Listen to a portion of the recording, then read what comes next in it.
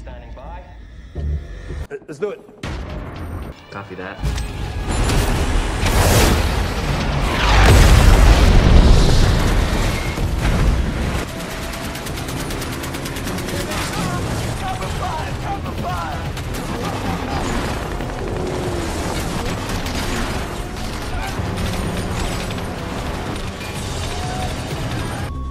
Go in for a second sweep. Target acquired.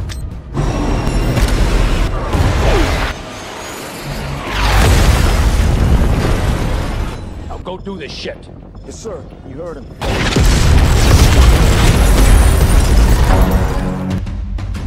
Halo semuanya, saya Chandra. Di episode kali ini saya akan menceritakan lagi sebuah alur cerita film yang berjudul SEAL Team X Behind Enemy Lines.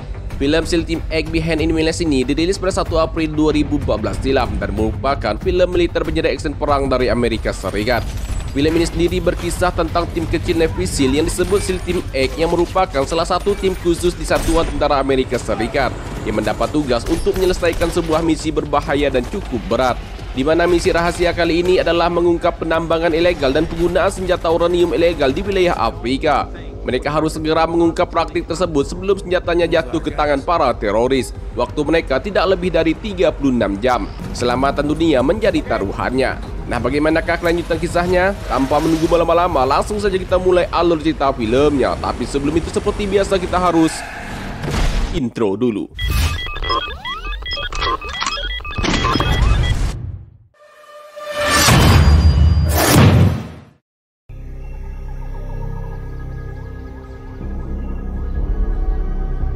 Bertempat di Republik Demokratik Kongo, tepatnya di Lembah Bandudu, seorang panglima perang yang kejam bernama Jenderal Japet Tonga memimpin pasukannya untuk melakukan pembantaian terhadap warga sipil yang dianggapnya telah berkhianat dengan cara ditembak dan dibakar.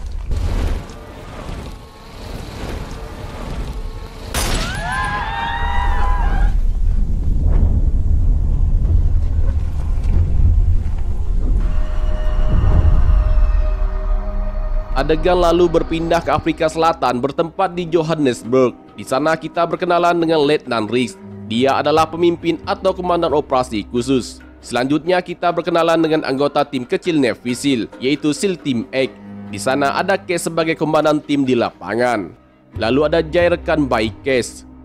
Kemudian ada Baba. Lalu yang terakhir ada Dan dan Vic. Anggota SEAL Team ini pun dikumpulkan oleh atasannya di ruang informasi kontrol.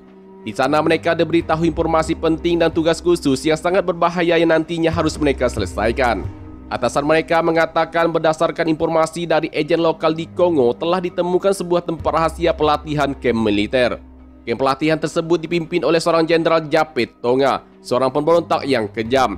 Dalam perang sipil, Jenderal Japet Tonga dicari kena kejahatan perang genosida. Diyakini kamp-kamp pelatihan tersebut telah terjadi transaksi jual beli senjata secara ilegal. Selain itu juga kamp pelatihan tersebut telah menyandra seorang agen CIA bernama Stibon dan seorang informan lokal bernama Zo Jelani. Zo Jelani keturunan Prancis Afrika, lahir di Marrakesh, Maroko dan tinggal di Kinshasa, Kongo. Zo adalah seorang wanita yang pintar dan kabarnya saat ini ia masih dalam kondisi baik di kamp tawanan. Selain itu, berdasarkan informasi yang telah dikumpulkan oleh para intelijen di lapangan, terdapat seorang bernama Malin yang diduga kuat sebagai gembong penyeludupan senjata ilegal. Namun data informasi tentang Malin sangatlah minim dan ia menjadi ancaman terbesar. Setelah menerima arahan, SEAL Team ini pun diminta untuk segera bergerak ke target operasi, yang nantinya saat di lapangan mereka akan dibantu oleh UAV, yaitu sebuah drone penghancur yang dibekali teknologi canggih milik Angkatan Udara Amerika Serikat. Now go do this shit. Yes, sir. You heard him. Yeah. What? Pada misi kali ini, Case dan anggota timnya diminta untuk menyelamatkan dua orang agen mereka yang sedang disandra di kamp pelatihan militer Jenderal Japet Tonga dan sekaligus membunuh semua musuh-musuh yang ada di sana.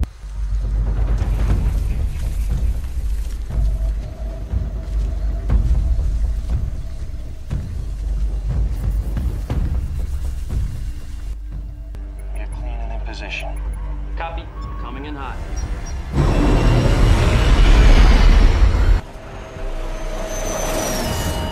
Weapons away.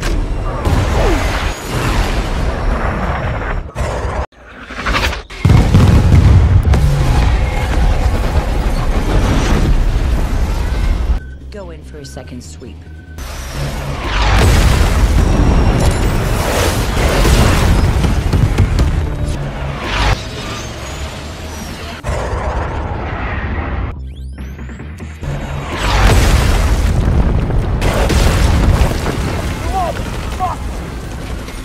Watch your six, Case.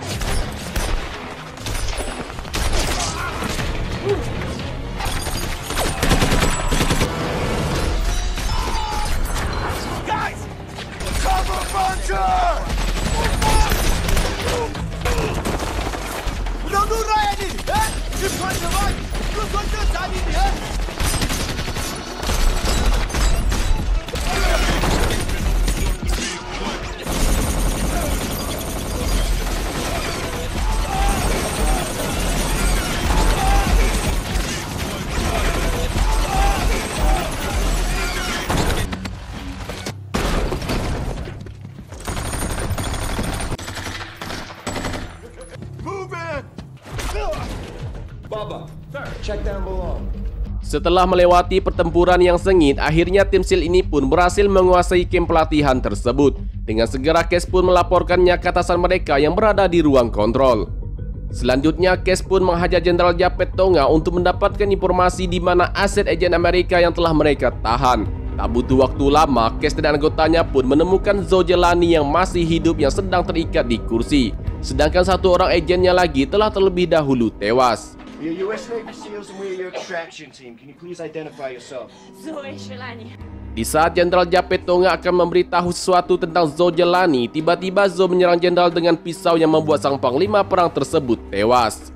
Setelah kejadian tersebut, Pick diminta untuk menjaga Zoe, sedangkan yang lainnya akan memeriksa satu lagi ruangan rahasia. Ready for anything, gentlemen? Hop in the lock.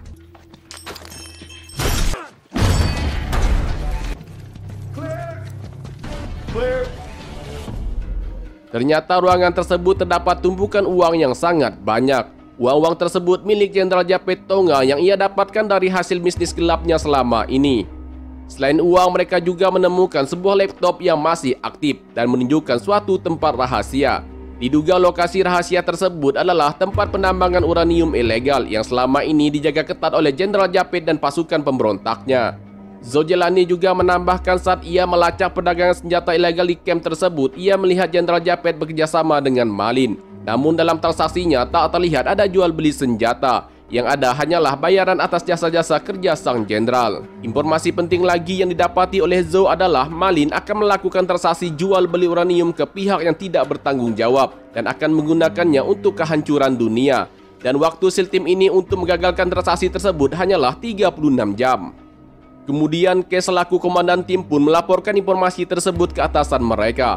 Namun atasan mereka Letnan Reese meminta agar Case dan anggotanya segera kembali karena misi awal mereka hanyalah misi penyelamatan. Jika misi ini tetap dilanjutkan, maka dipastikan Case dan anggotanya tidak akan mendapatkan tambahan bantuan atau dukungan dari udara. Tapi Case mengingatkan atasannya bahwa ini tentang uranium yang sangat berbahaya. Setelah berdiskusi cukup lama, akhirnya Case dan timnya pun diizinkan untuk melanjutkan misi, yaitu membongkar rahasia penambangan ilegal tersebut, menghentikan transaksi jual beli uranium, dan mencari tahu siapa dalang di balik penambangan uranium ilegal tersebut. Terakhir menghabisi mereka semua. Copy. Let's do it. Stay focused.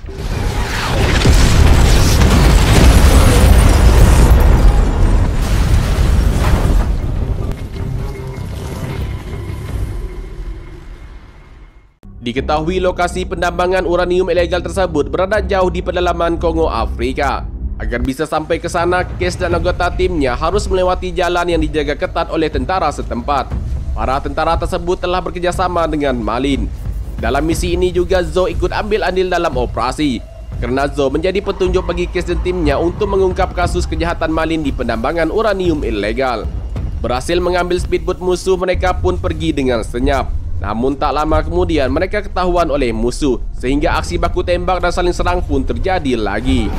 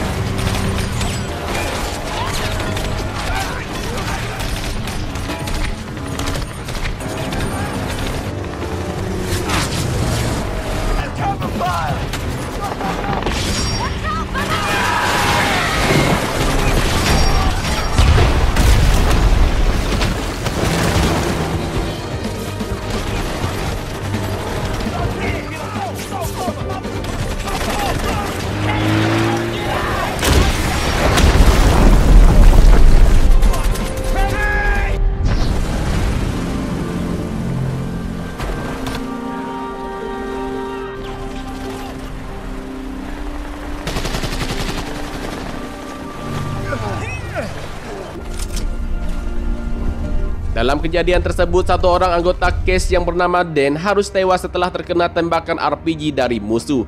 Dan berusaha melindungi rekan-rekannya saat menyelamatkan Case yang terjatuh ke sungai tadi, namun naas bagi dirinya. Case dan rekan timnya yang masih selamat terus berlari mengikuti aliran sungai, berusaha pergi jauh dari kejaran para tentara setempat.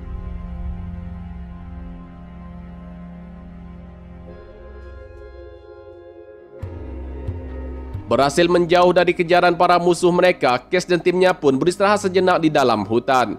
Zoe yang mendapat luka ringan di tangan kanannya segera mendapat bantuan medis dari Case. Sedangkan Vic, ia terlihat begitu sedih atas kematian dan rekan baiknya itu. Tak hanya itu, mereka juga tak dapat menghubungi atasan mereka lagi di pusat kontrol, karena alat komunikasi mereka telah hancur saat baku tembak tadi.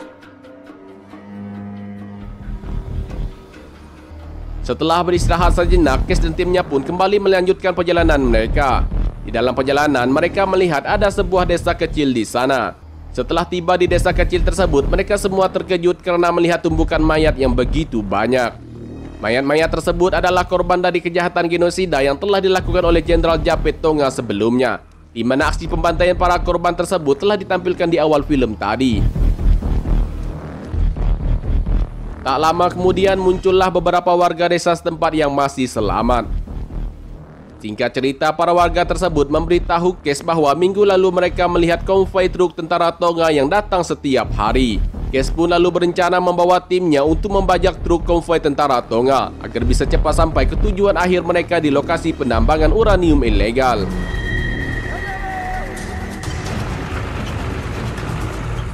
Setelah tiba di lokasi musuh tempat truk konvoi tentara Tonga berhenti, Case dan timnya pun berbagi tugas. Case akan menguasai dari atas untuk mengetahui kegiatan apa yang sedang dilakukan oleh tentara Tonga tersebut. Vic dan Baba menguasai dari samping kanan truk, sedangkan Jay dan Zoe dari samping kiri. Di saat para tentara tersebut lengah, Vic dan Baba berhasil menyelinap masuk ke dalam bak truk bagian belakang. Nantinya truk bagian belakang inilah yang akan menjadi tempat Case dan timnya bersembunyi dan menjadi penumpang gelap.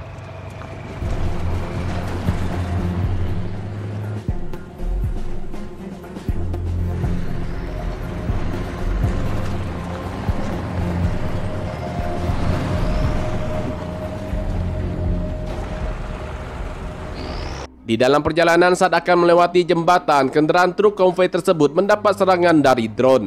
Letnan Rick tak mengetahui jika anak buahnya sedang menyelinap masuk ke dalam konvoi kendaraan tersebut. Ini dikarenakan komunikasi mereka telah terputus sebelumnya. Hal ini pun membuat Case dan anggotanya ketahuan hingga mereka harus baku tembak kembali.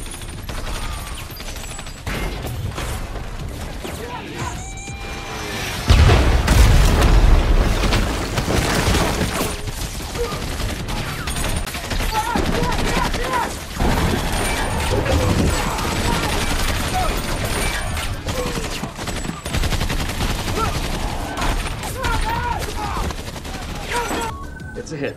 Confirmed hit.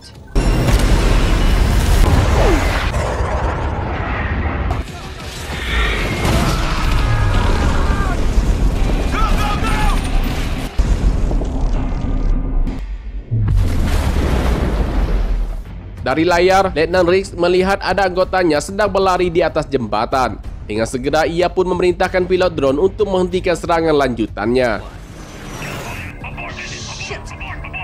Sementara itu, Case berusaha menyelam ke sungai untuk menyelamatkan Baba yang terjatuh dari atas jembatan saat serangan udara tadi. Stay with me.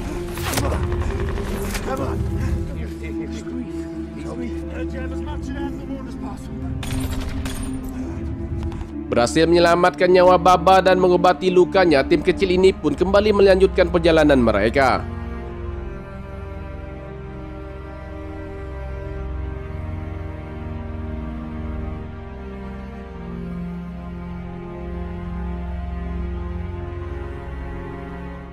Pada malam hari, Case dan anggotanya telah sampai di lokasi tujuan mereka, yaitu tempat penambangan uranium ilegal. Sebelum masuk ke dalam, mereka terlebih dahulu mengamati keadaan di sekitar.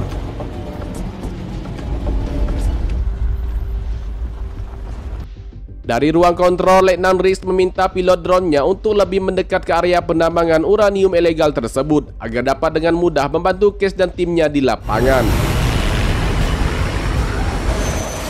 Untuk memulai kekacauan di sana, Case melemparkan api ke arah kendaraan yang terdapat tumpahan minyak sehingga ledakan pun terjadi.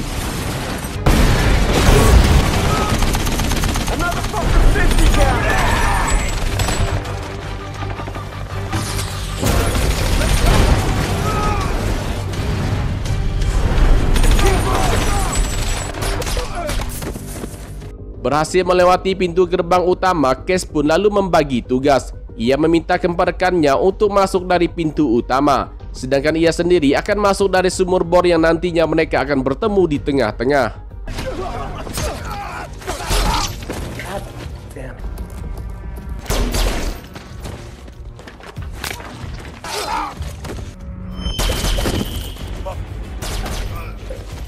Bertemu di tengah lorong, Case kembali membagi tim untuk melakukan pemeriksaan. Ia dan Jay akan masuk ke sisi kanan, sedangkan Vic, Baba dan Zo diminta untuk masuk ke arah depan. Saat sedang melakukan pemeriksaan, Baba mendapat luka tusuk yang begitu banyak dari serangan musuh. Vic pun berusaha membantu Baba, namun Zo setelah menembak mati penusuk Baba, ia memutuskan untuk pergi sendirian ke dalam lorong, walau sempat dilarang oleh Vic. Vic pun lalu melaporkan apa yang telah terjadi ke Case. Di luar terlihat beberapa orang baru saja tiba dengan beberapa kendaraan. Belum diketahui jelas siapa mereka ini. Diduga mereka ini ada hubungannya dengan Malin.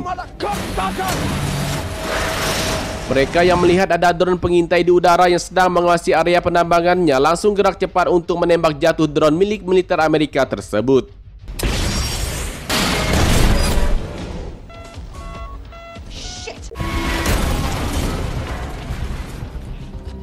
Kembali ke lorong area penambangan, Case dan Jay yang telah memeriksa di sekitar area tersebut tak menemukan penjagaan yang berarti dan aktivitas lainnya. Lorong yang dimasuki oleh Zo Jelani juga tak terdapat apa-apa, dan bahkan mereka berdua kehilangan jejak Zo Jelani. Case dan Jay pun lalu memutuskan untuk kembali naik dan keluar dari lorong penambangan tersebut. Saat sampai di atas, keduanya melihat Zo Jelani sudah berganti pakaian, yang ternyata Zo Jelani telah berkhianat selama ini dan berhasil mengelabui pihak militer Amerika. Ia juga merupakan dalang dari transaksi jual beli uranium ilegal tersebut. Dan terjawab sudah kenapa Zo Jelani membunuh Jenderal Japet Tonga saat di camp militer tadi. Pastinya Zo tak ingin Jenderal membongkar identitas aslinya.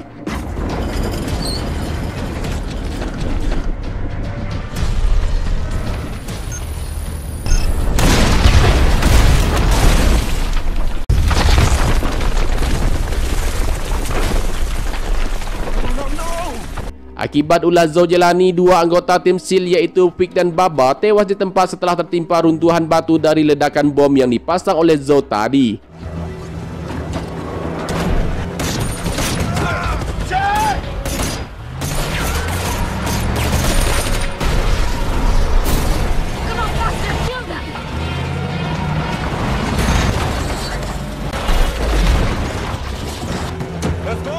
Akibat serangan balik dari Zhou dan anak buahnya membuat Jay pingsan setelah ditabrak dengan mobil. Jay pun dibawa untuk ditawan, sedangkan Cash ia berhasil selamat.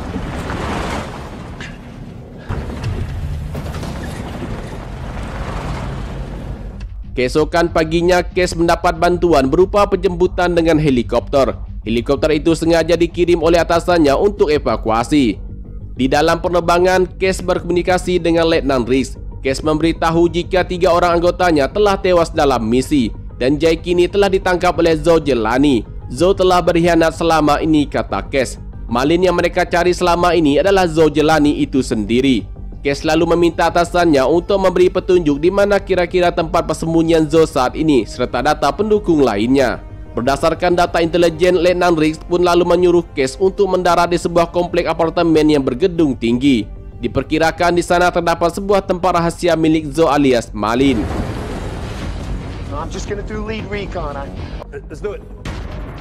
Setelah berganti pakaian, Cash segera menuju ke sebuah apartemen yang diduga markas dari Zhou Jelani sambil terus berkomunikasi dengan Letnan Riggs.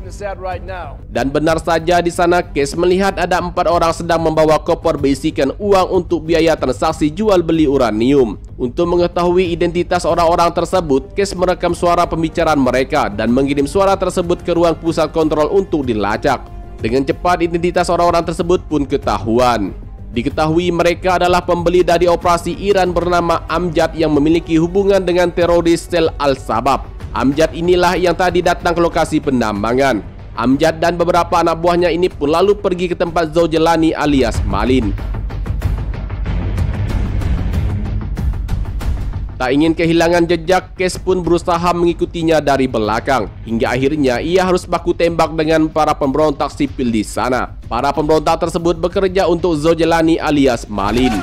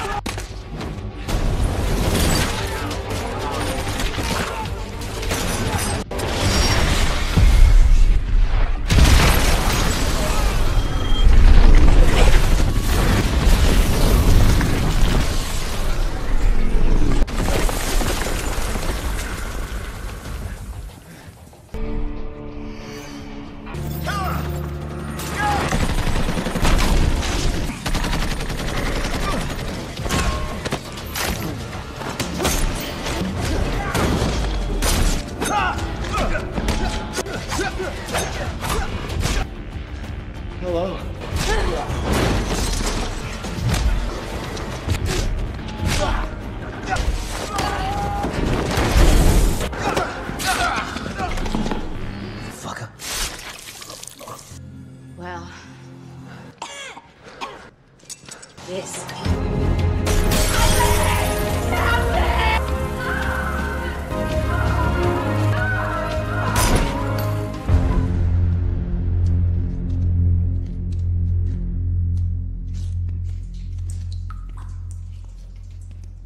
Akhirnya Case dan Jay pun berhasil membunuh mereka semua sekaligus membalaskan dendam atas kematian ketiga orang rekannya. Selain itu juga mereka berdua berhasil menyelamatkan dunia dari kehancuran kerana uraniumnya belum jatuh ke tangan teroris. Setelah berkomunikasi dengan atasannya melalui layar monitor, Jay dan Case pun lalu pergi dari tempat tersebut.